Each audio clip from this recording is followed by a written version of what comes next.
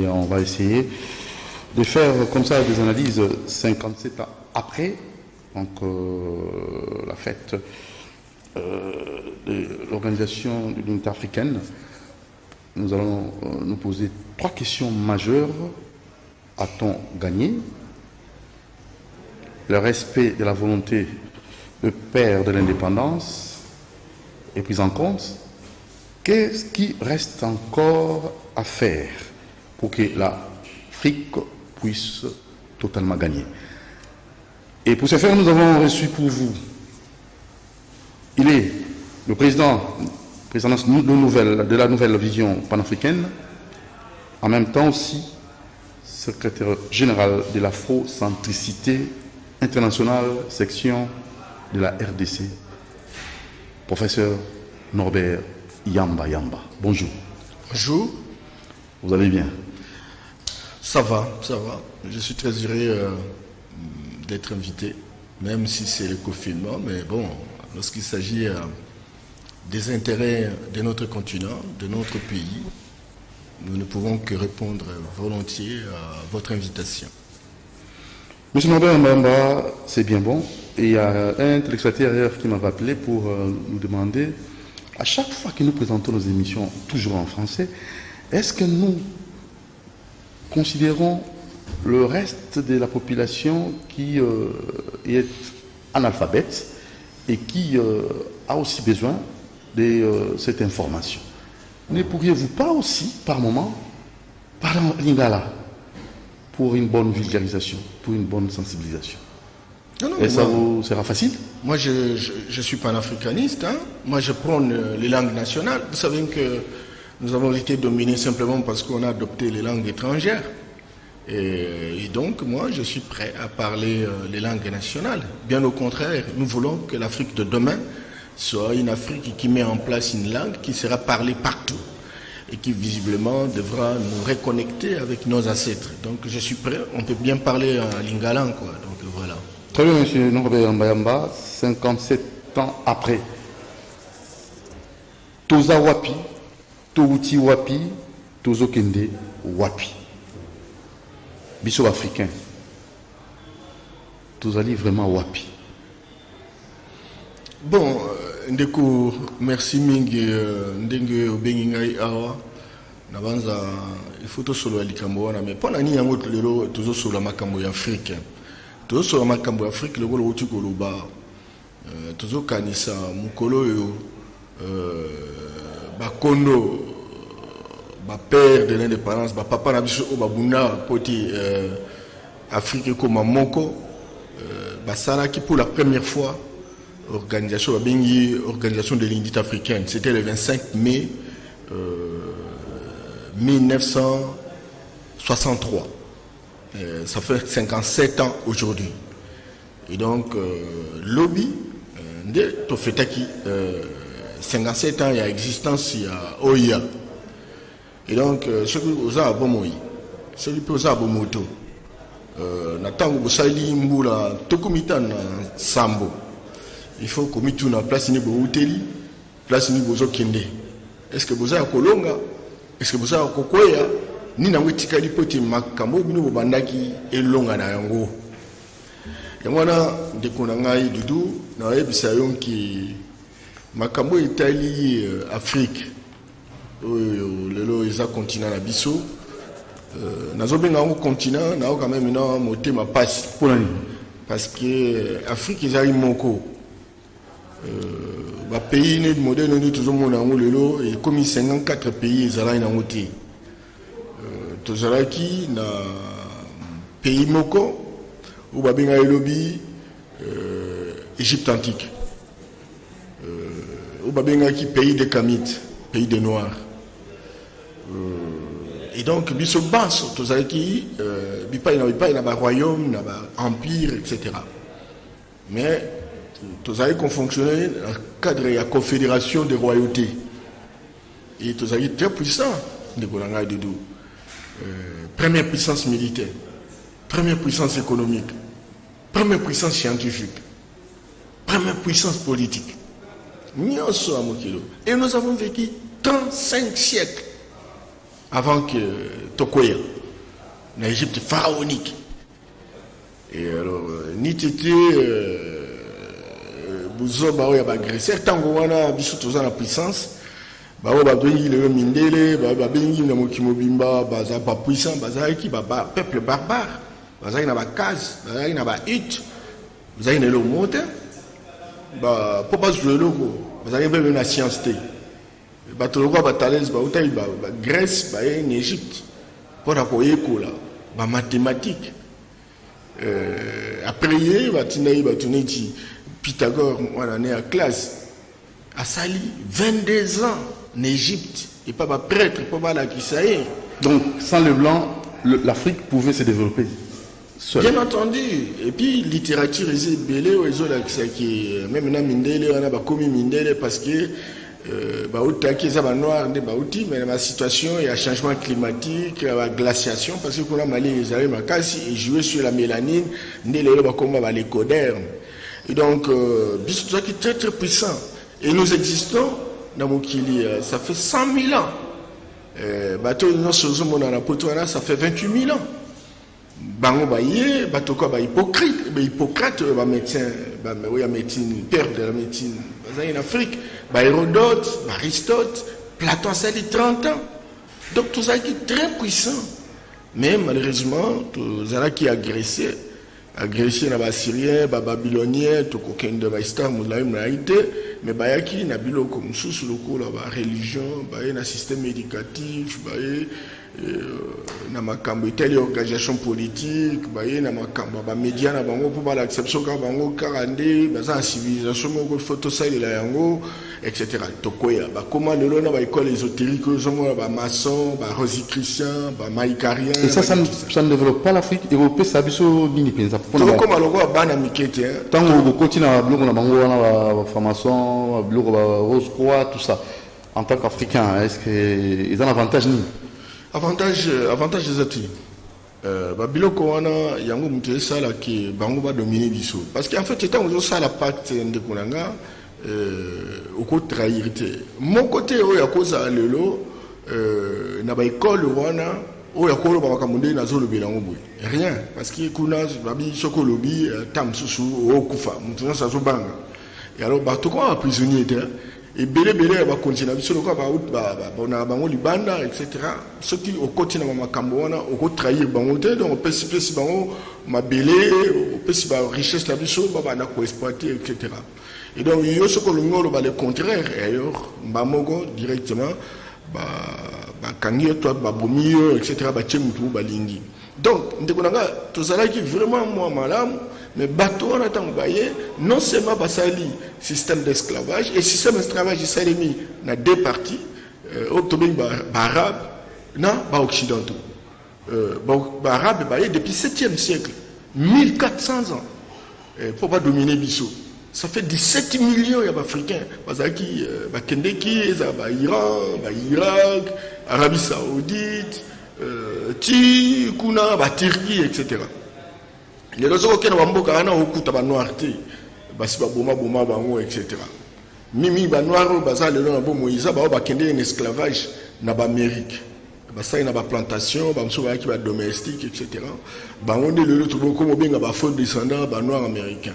Nda mso ba kende côté par exemple na Caraïbes, na ba Guadeloupe, na ba Guyane, et bien depuis baza na ba Haïti etc. Donc noir, on s'en a comment on passe.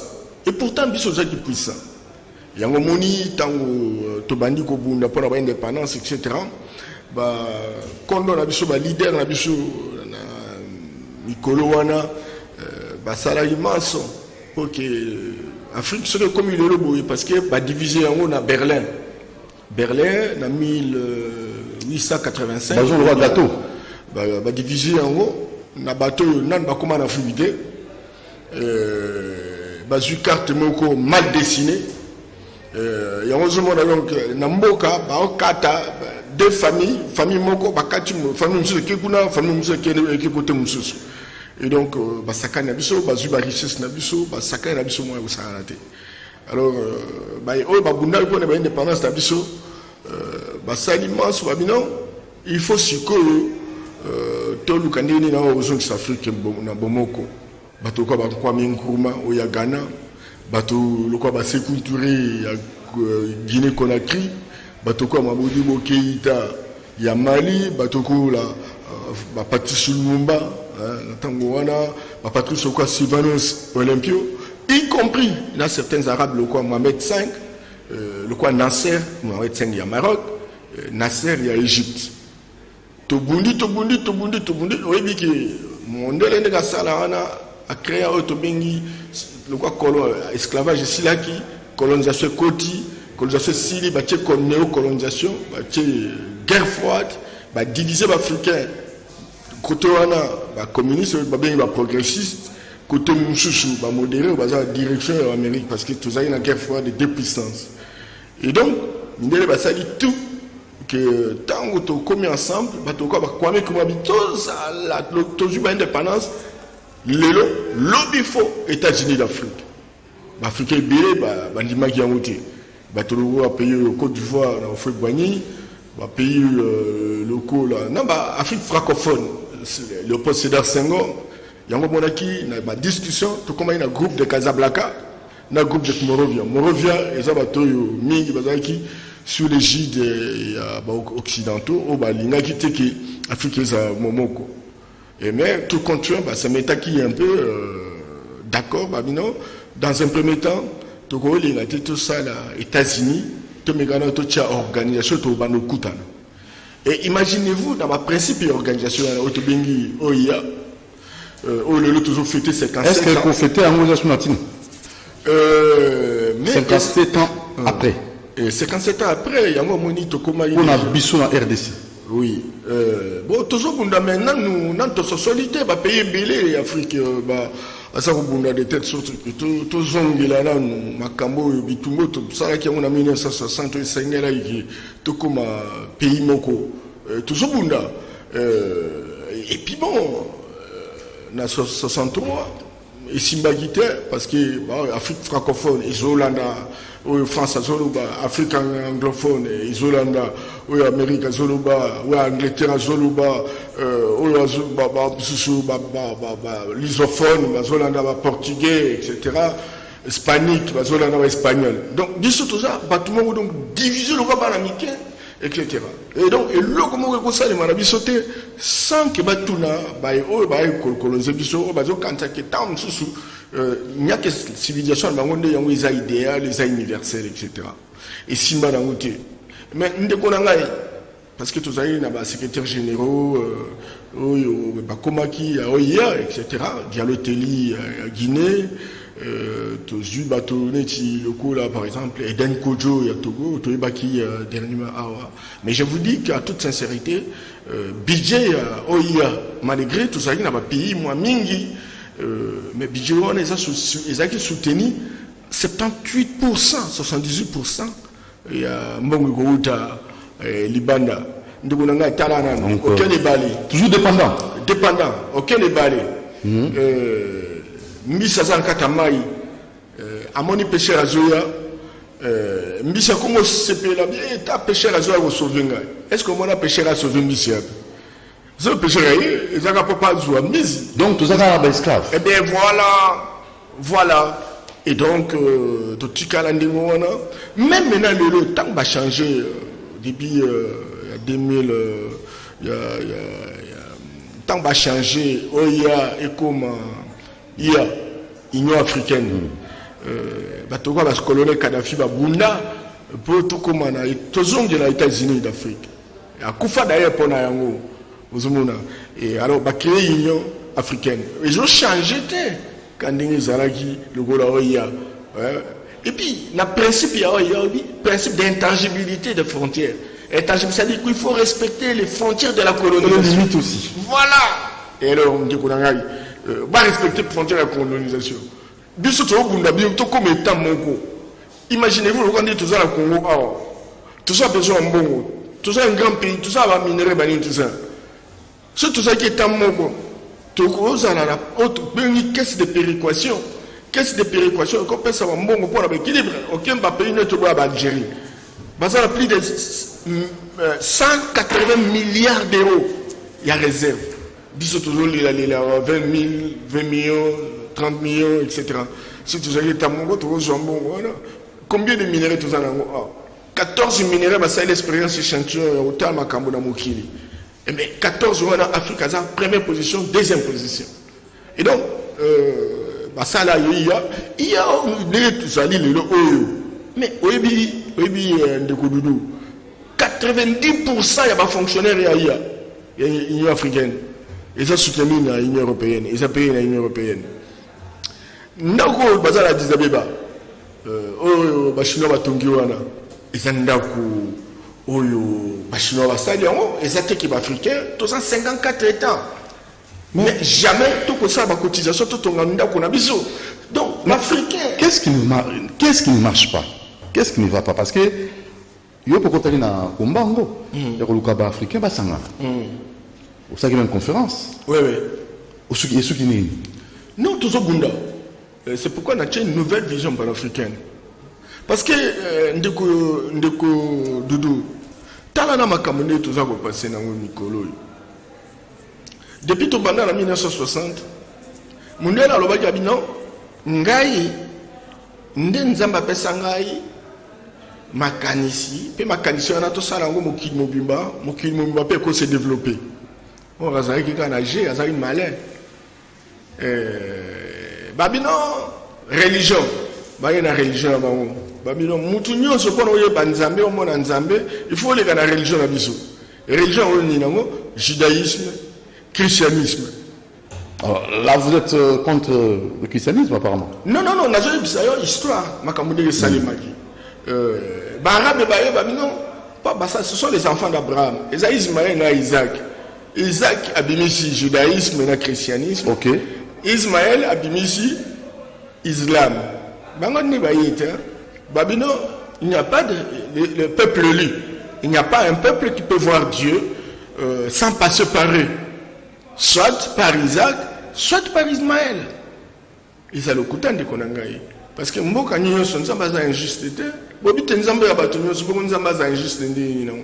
Mboka na mboka, espace na espace, couleur na couleur. Donc pour vous, la colonisation de Jésus est une autre forme. En fait, la religion, c'est une autre forme de colonisation. Non, fondamentalement politique. Bon, on a la religion catholique. On a la religion. Et ça constatait les grands. C'est un empereur. Il voulait dominer tout. Parce qu'il y a eu des agrégations. Il y a Mboka, qui n'a l'Empire romain.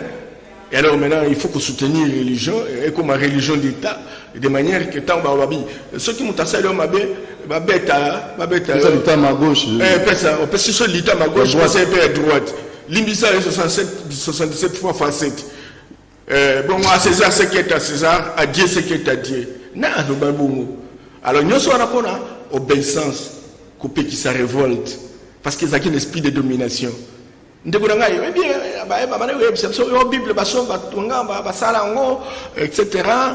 Parce que non, fac chez Zalatin, même pas d'inspiration, ça n'est pas recherche. Ce sont des chercheurs. La Bible. Ce sont des écritures saintes, des écritures inspirées. Non, non, comment? C'est apocryphe.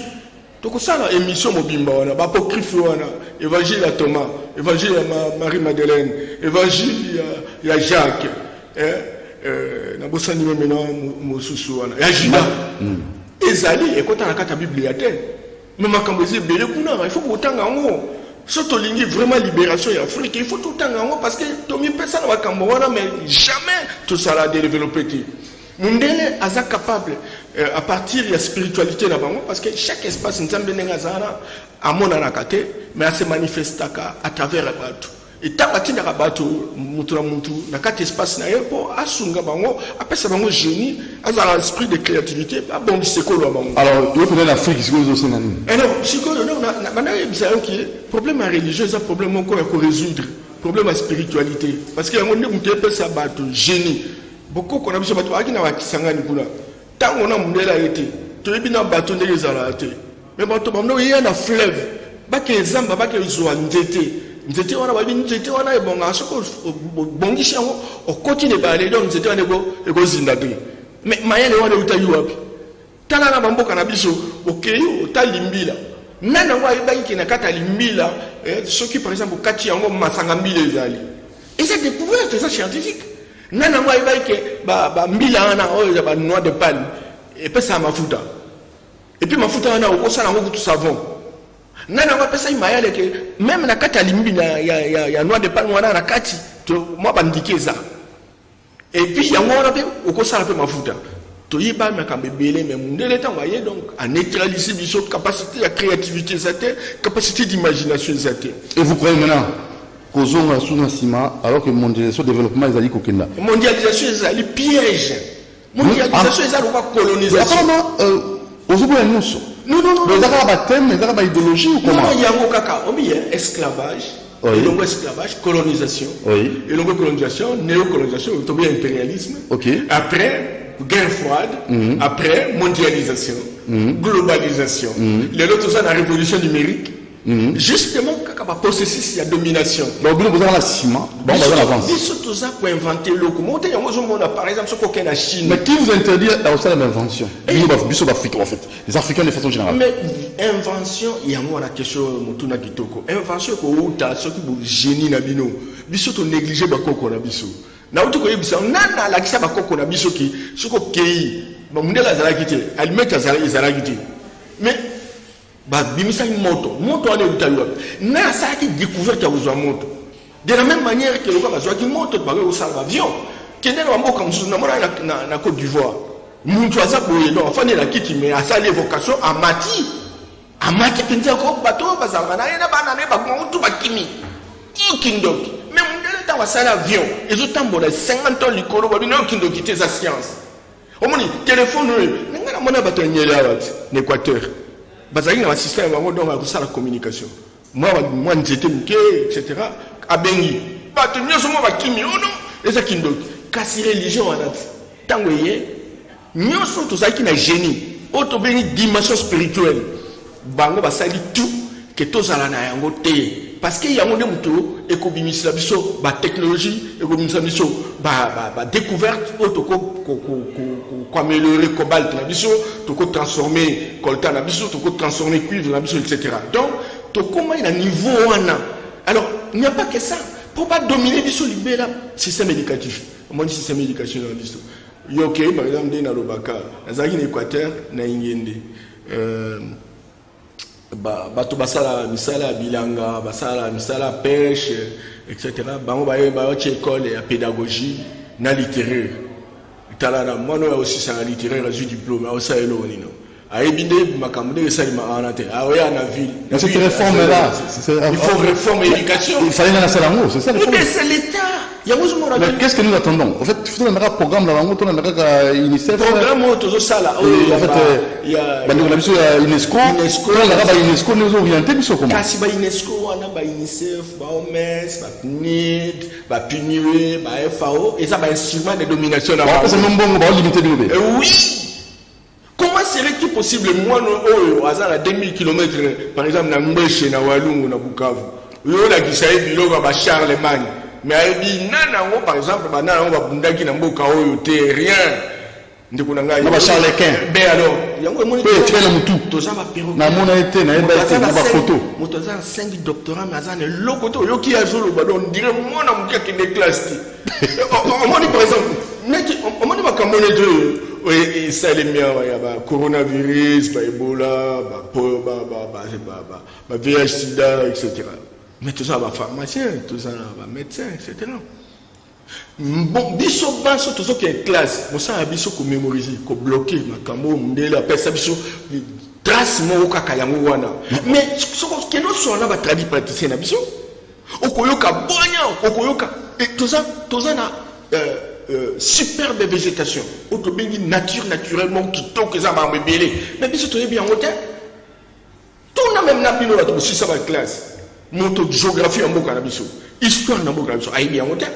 Toujours ko la Champs-Élysées, ça monta que kuna kangi photo la Champs-Élysées là dit donc makambo silia etc. Donc éducation tout ça nango et ça éducation d'esclavage, éducation de servitude, éducation ya buzo ba bonyama ya ki perroquet. Timokonu. Eh bien voilà, il y a toujours il faut une nouvelle vision. Ça veut dire mais qui Bien on dit mayo. Nana on dit maga. Et bon moi sur le 26 nazo bunanga mo ah tozo solo la point ani nango. Ba ke belé balandango. To ban to comme belé o bazo o ba ko zala na posa ke Afrique et Zamboka. Azala bato. Tout ça ba makako nde bazo candidat bisoté. Mais tout ça capable de réfléchir. Ndebonanga doudou. Tout ça et là on est tout ça na. Makama kolona de cité. Bato atangi ba pharmacien on n'arrive pas à inventer. Non, il n'invente pas mais classe tout ça là ici classe de mémorisation. C'est des classes de mémorisation. Pas de laboratoire? Non. C'est fait sciemment ou comment? Non, mais écoute, mais je disais, il y a des labos. Mais, bango. On a école dans ma photo. Parce que là, toujours ça, les apps pédagogiques. Religion, il y a religion là-bas, importée. Éducation, il y a un modèle éducatif importé. Et modèle, il y a un piège, pour que tu aies un esclave. Il y a une organisation politique. Démocratie. Mais eux-mêmes ne sont pas démocrates. Non, bango baza un modèle de la démocratie na bango ils se développer mais biso démocratie. Il y a cette démocratie parce que population 98%, 99% population va bi constitution de ba bi ba loi de la république de. Ba yo ko ça la démocratie na bato ba bi même na makambo wana te. Okolonga ndenge nini ba politicien tanga zo sala. Ye mo bazo ba je suis nationaliste. Mais azo kene na mboka na ya azo ko bi bato wana ba Congo ba yaki na mboka na biso. Ou be ba lu ba yaki na mboka biso. Allez, benga bango. Et meilleur budget nationaliste, c'est que le modèle occidental, il y a un modèle où tu peux imiter. Tant que tu as un modèle de la démocratie, au moins c'était etc. Et donc il faut toujours là, qu'on a Bazalaki na puissance, Bazalaki na modèle et organisation politique. Biso to yeka au parlement. Il y a un bon modèle, la France, Sénat, Assemblée nationale. Mais France, 3 milliards d'euros. Il y a pas d'intérêt. S'il te plaît, plus de 350 milliards d'euros. Il y a budget là-bas. Il y a un budget 5 millions. Aujourd'hui, on a deux institutions. 608 députés. Pourquoi ça le voter? Parce que ça là, pour contrôler, mais contrôle jamais, etc. Pour imiter, mais au lieu de modèle d'organisation à bisou. Mais faites une proposition concrète. Quel modèle vous pouvez appliquer? Mais il faut s'y courir. Continent biso, sur toute l'Afrique, les 54 pays. Bazala, na, et il y a qui va la constat. Que nous sommes tous allés là, et ça va gouvernement d'union nationale, et la démocratie, et ça la idéologie, le socialisme, libéralisme, etc. Et ça la gouvernement des technocrates, gouvernement des professeurs, gouvernement, il y a juristes, économistes, etc. Et là, comment il tombe à mon résultat. Du conscience maintenant. Si on a tout ça là, maïen les occidentaux, et que nous avons tout l'ongité, et bien tout le monde a beaucoup qu'on a besoin. Tout le monde a beaucoup qu'on a besoin. Comment va c'est sur le plan politique? Nous avons sur le plan religion. Nous avons côté Chabunda, au côté Pabarega, ça a Kimbiri Kit, ils avaient école ésotérique. Les gens ont au lac bien au commis maçon, au commis formation, rosicritien, et ils ont qu'on a bango. Bango, ce sont des écoles ésotériques, mais pas absolument Kindok. Alors, bien sûr, on peut pas sur la religion, on va dire Kindok. Ah oui, non, Kindok, c'est un diable d'enfer. Mais par moment, on va croire qu'enfer est Zalak. Je vous assure la vérité.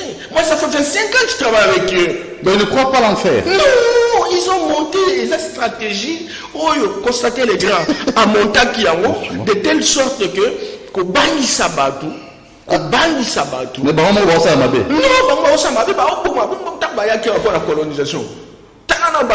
Qui par exemple en Équateur, on a tout ça, la plantation à EVA. Basaki en monde, on va au Catamon, écoutez, combien de bateaux Koufa? Et ils nous considèrent comme habité à Nyama? Non, la conception, il y a la hiérarchisation au niveau. Mais tu as un raciste. Tout ça raciste. Si tu as un lingake, bisous à la base, tu négocier dans le bango. Moi, je ne sais pas comment négocier dans le chinois. Mais il faut être fort pour négocier dans le bango. Mais pour être fort, il faut y avoir place de Tokoya. Tokoya, la religion, on a combien? Plus de 750 000 associations religieuses dans le Bokanabiso. Ça donne quoi? Eh bien alors, nous sommes pas diffusés l'église. Babylone enseignement importé. Mais financement où tu pas la banque? Et puis c'est ça modèle d'assujettissement. Combien d'églises chaîne de télévision, Bango, na niveau, na ça qui est média. Média, par exemple, au aéroport, au Fanda, tous à Washington, au coup à RTNCT, mais bien sûr, RFI, panneau France 24. Mais ce que par exemple, en Kenya, en place sur les anglophones, au coup à BBC, CNN. Donc, en fait, ils nous ont limité. Mais maintenant, aucun financement pour le Longobani, il y a mal pour les médias. On a limité les médias depuis. Pour base là partout, base la bicyclette au bistrot de Rokomaté. Oui, tout juste. Il y a des guerres, on a beaucoup de bon, mais nous autres là, incapables de faire ça. Attends moi le déplacement, bicyclette la guerre nous. Kasi yango on entend pour dominer biso. Batoko makaba nyama. Mais pourquoi biso mon mboka, tous à conscience que ba médias ali, tout ça moyen ou il faut vision de on a toujours la nouvelle vision panafricaine et ça kaka bisoté ba ligue de l'élite pour la parce qu'il y a aussi des guerres médiatiques. Il y a le temps mais lui gars biso yo ko maté ko sabino. Nabi étude mo salemaki pour na makameta li ba média dirigeant politique na opérateur économique stratégique na biso. Pour ça la conférence de presse à ça la déclaration à mingi bah médias occidentaux au moins la CNN, BBC, France 24, etc. Pour la non bah on va ça l'audience tsoka lobby monde de mon balandi information comme partout mais biso tout ça va chez na biso net par exemple en Afrique tout ça Voice Africa tout ça en Afrique Média tout ça en France 24 non Africa 24. Donc, tout ça va chez nous, mais pas la baléga pour notre oh, bah ça l'audience, mais pas que ça l'audience, sommes-nous aliénés? Et puis, bah chez nous, oui, mais nous sommes incarcérés. Aliénation, c'est encore très petit. Incarcérés? Incarcérés, nous sommes des prisonniers. Des prisonniers des blancs? Des blancs. Bon, il faut une autre. Il faut une nouvelle vision. Il faut une nouvelle vision de libération. Une autre libération. Et bien, oui, et cette libération doit être spirituelle, politique, culturelle.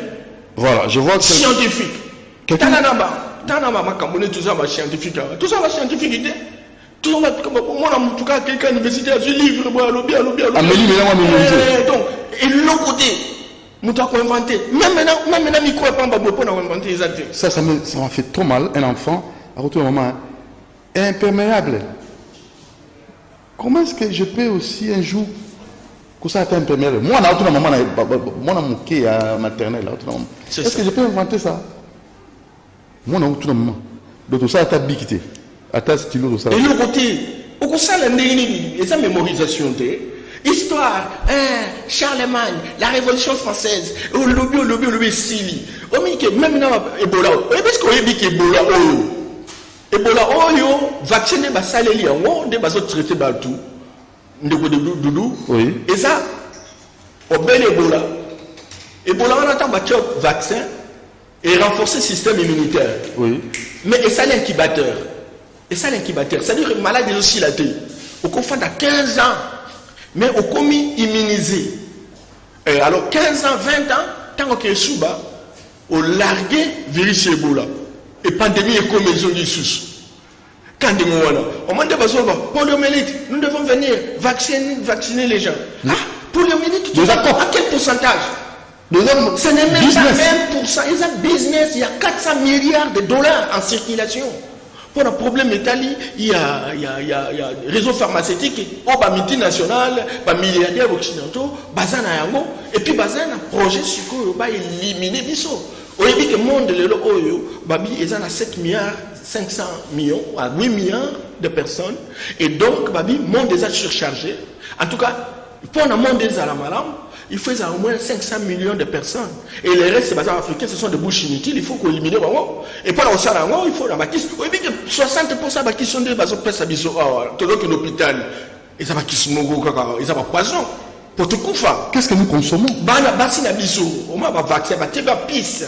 Pour pas qu'on va stérile. Et belé ba on y a biloko, au moins dendo, soso, tout ça. Mais exact.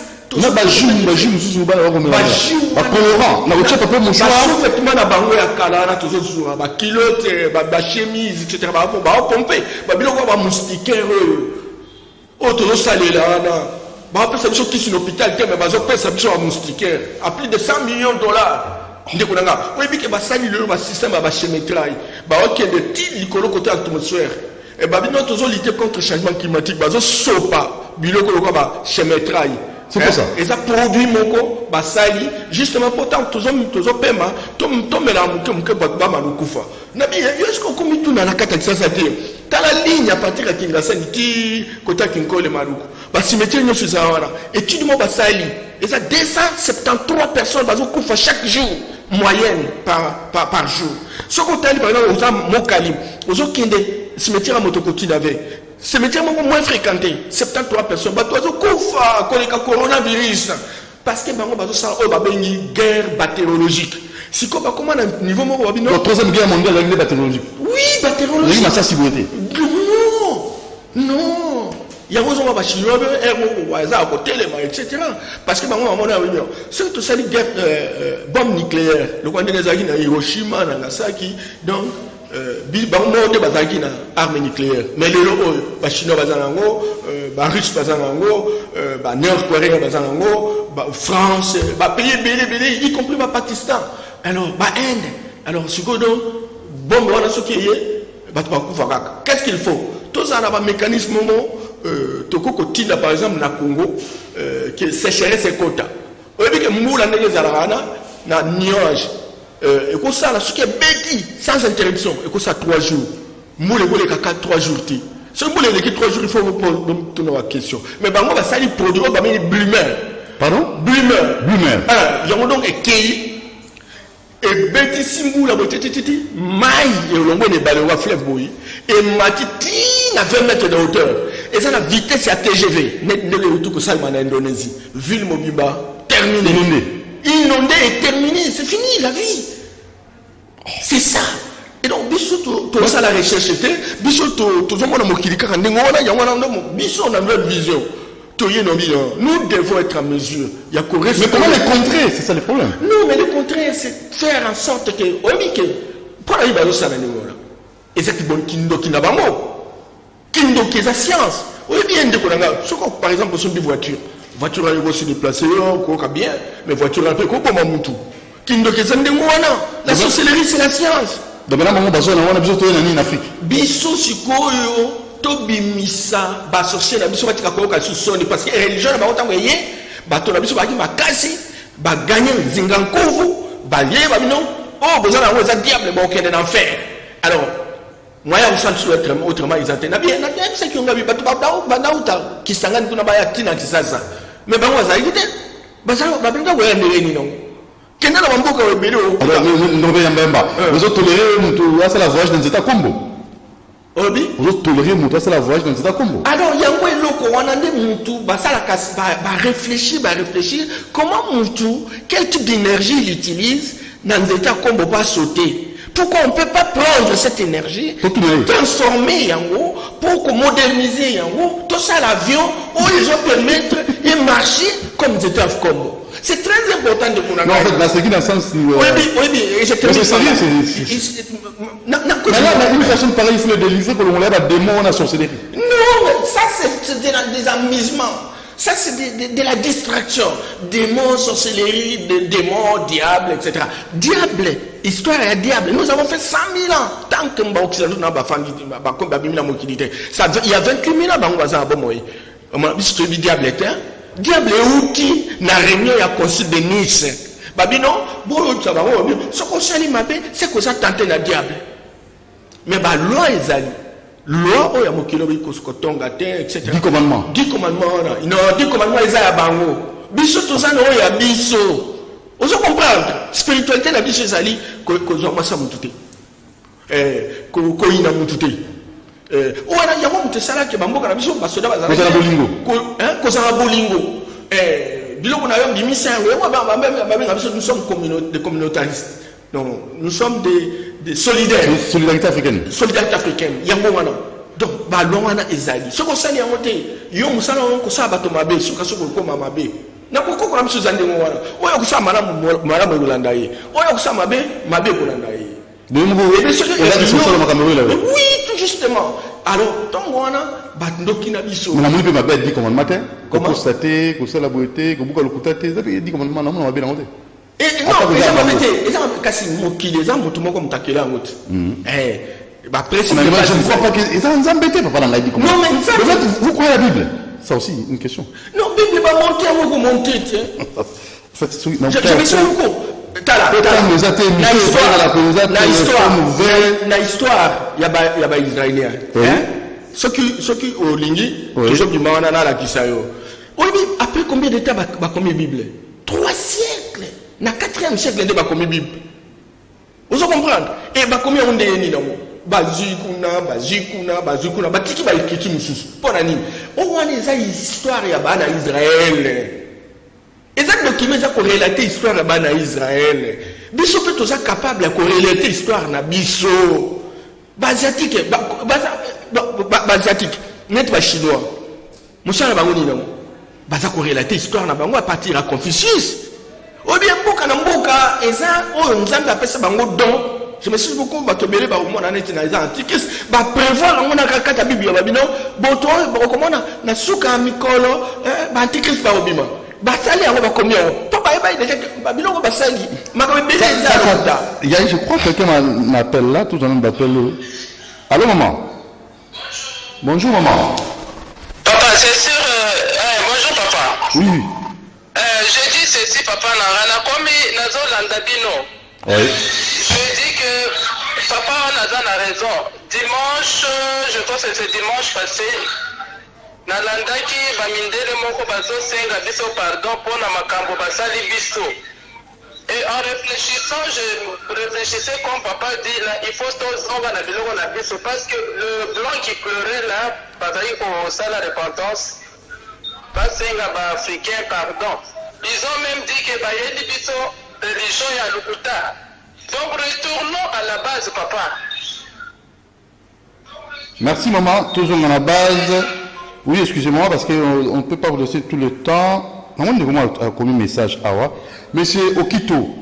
Nabi Okito, vous pouvez me appeler parce que tout ce qui est on a une approche haineuse de l'émancipation de l'Afrique. On a commis. Ton invité ne sait pas que la Rose Croix est née en Égypte. À boire et à manger, il doit encore se documenter. Gérard, c'est pas quel est votre avis? On a Gérard ta commune Nengwana. Bon, Ndekurangai, il y a trop d'aboutis fondationnels. Aboutis fondationnels? Oui, c'est-à-dire qu'il y a ce babi doit se documenter. Après répondre mais c'est pas trop fort ça. Non, aboutis fondationnel, il dit que le ça dit sans fondation. Sans fondation? Oui, fondation, c'est parce que tu as la fondation car il y a poto, mais tu as la fondation, il y a bisou mon côté. Alors, il y a un babi, il doit se documenter. Rose Croix, même le christianisme, babi est où en Égypte. Parce qu'ils ont imité. Et j'ai toute la documentation. On dit Babylone est basang bala takarana. Babylone est soigné en Égypte. Mais est-ce qu'ils ont même contenu en Égypte? Prenez d'abord Okito. Allô Okito. Nabi? Allô Nabi? Allô Nabi? Okito là, vous êtes en direct. Oh là. Il tenait à ce que à participer à une émission. Nabi qui est Okito. Réponds à la question. Non, mais je voudrais simplement dire que Naokito qui est exact question que on a Gérard. Ouais, Gérard. Bon, on a dit qu'il y a trop de jeunes gens congolais, etc. La facilité à Lukandega à vivre, basé au Kansa, qui a commis une formation, Maurice Chrétien, etc. A commis danser, a Zuma veste, il y a 3 pièces, etc. Mais il y a aucun monde ça, bon, ça m'a beaucoup. Tout ça, le bandé, niveau ça c'est trop fort. Non, je te dis la vérité. Donc les gens acceptent n'importe quoi. Comment? Ils acceptent l'inacceptable par rapport au civil. Mais je n'ai qu'un à l'université qui t'a ça. Oui, mais PD est un mouvement moko et outil et pas mondélé pour diminuer le nombre et abattre. Alors, Mathieu Angopé, la séquence spirituelle. On n'a pas diminué le nombre de Batu, parce que 500 millions de personnes étaient dans Mokili. Et donc, il faut, balana, et on a quand même là, africain, tu as adopté le mariage gay, un peu presque partout, tout simplement pour éviter à Mokili. De telle sorte que tout le monde a 500 millions. Donc, non, mais Bango Babi, ils ont reçu une mission. C'est comme ça qu'ils sont venus à la région. Tu vois un peu ces garçons de Gérard là. Quand il dit, Yambamba n'est pas documenté, etc., ça vient de l'Égypte. Mais je voudrais lui dire que tout l'Égypte, c'est donc le géniteur de l'humanité. Le premier homme a été en Égypte.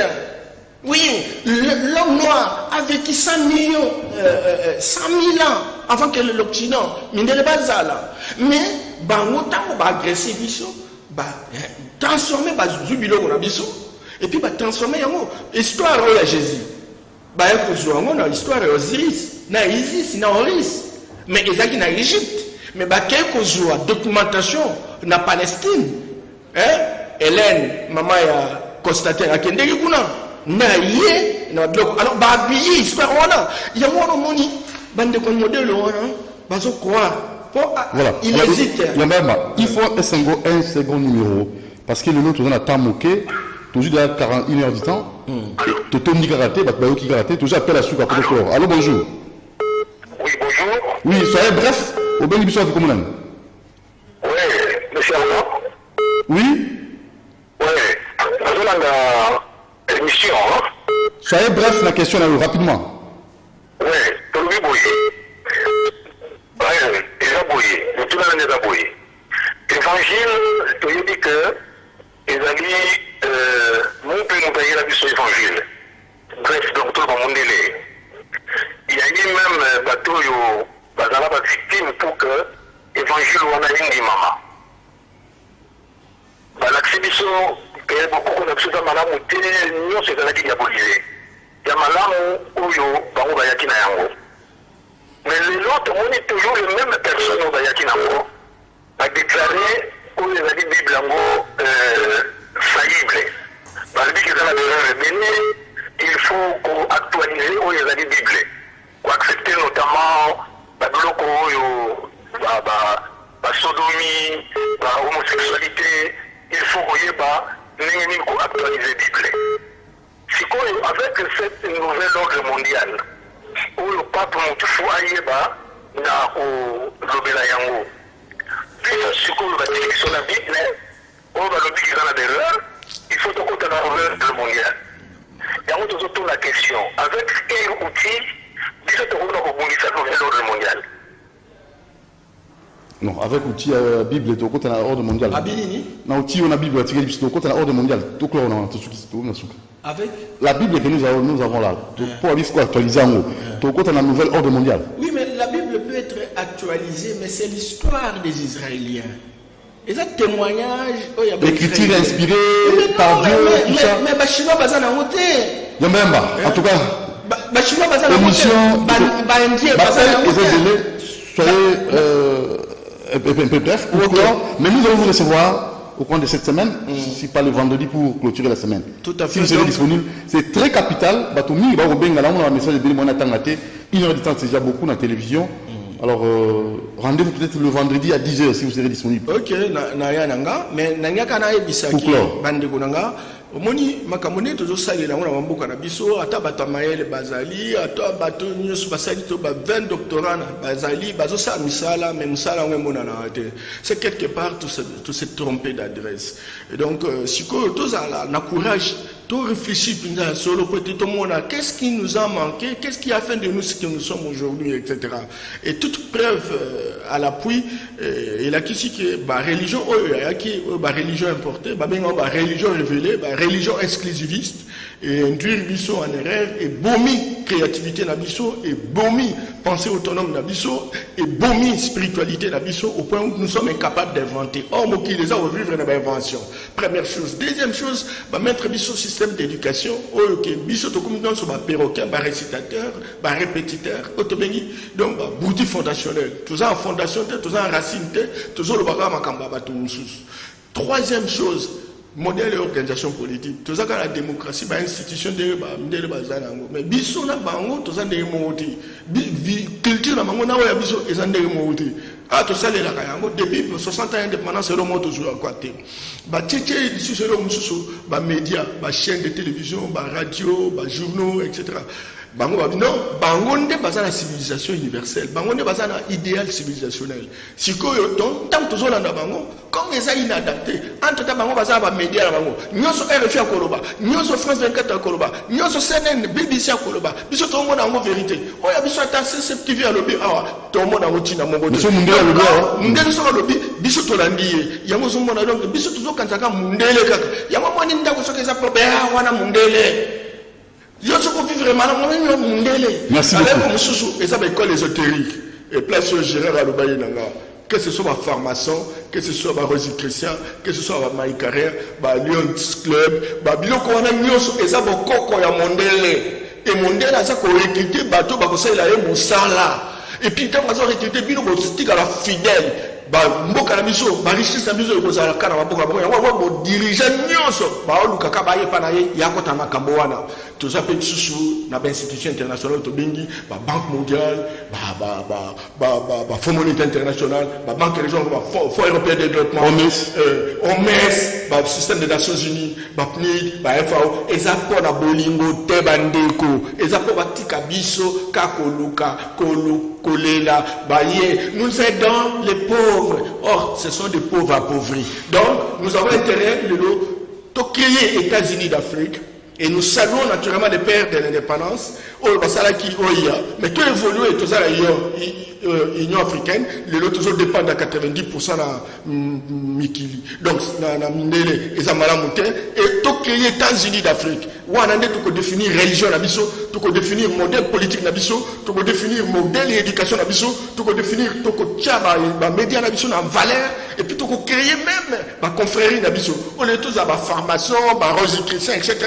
Na bamboka biso ba confrérie ba école wana ezali to ko mettre en valeur yango to za la génie to ko inventer to ko en science to ko en technologie to ko transformer biloko ndenge la perception et yango to to ka liboso. Vendredi 10h30. Merci Gina Ramazani, bon anniversaire. C'est signé nos confrères. Il y a aussi Karine Bébé qui vous salue et qui vous souhaite bon anniversaire. Kissia Banjolo et tous les autres. Yamba Norbert, vendredi prochain. En tout cas, Bolandi Boyoki, Botinda ba SMS na numéro affiché. Vendredi à Rosala à Poto clôturer sujet au examen Neneto. Ciao, Doudou Monti, vous aime beaucoup. Merci, beaucoup. Quand ça a été antichrist, tout, c'était